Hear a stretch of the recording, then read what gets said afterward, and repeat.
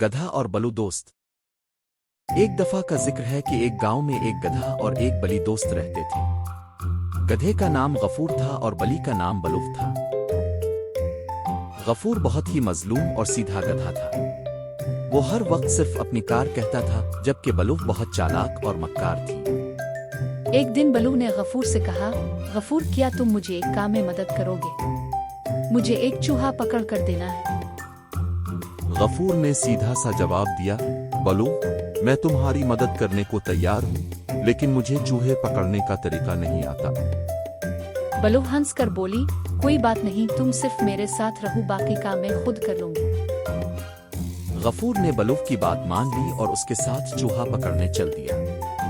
دونوں مل کر ایک چوہے کی تلاش میں نکل پڑے۔ بلو بہت ہی عقل مند تھی۔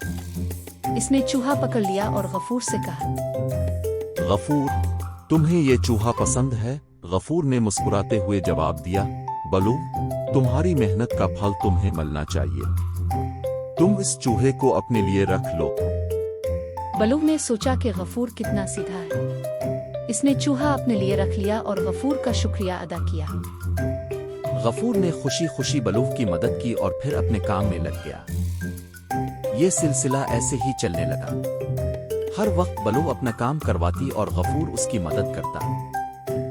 آخر ایک دن غفور کو سمجھ آیا کہ بلو صرف اس کا فائدہ اٹھا رہی ہے۔ غفور نے اپنے دوستوں سے مشورہ کیا اور فیصلہ کیا کہ وہ بلو سے دوری اختیار کرے گا۔ فور نے بلو کو اپنی راہ سے الگ کر دیا اور اپنے لیے ایک نئی زندگی کا آغاز کیا۔ اب غفور خود مختار تھا اور اس نے سیکھ لیا تھا کہ اپنی عقل کو استعمال کرنا کتنا ضروری ہے۔ اس کہانی سے ہمیں یہ سبق ملتا ہے کہ زندگی میں اپنی عقل اور سوچ بچار سے کام لینا چاہیے۔ ہر کسی پر اندھا اعتماد نہیں کرنا چاہیے، ورنہ فائدہ اٹھانے والے ہر جگہ ملتے ہیں۔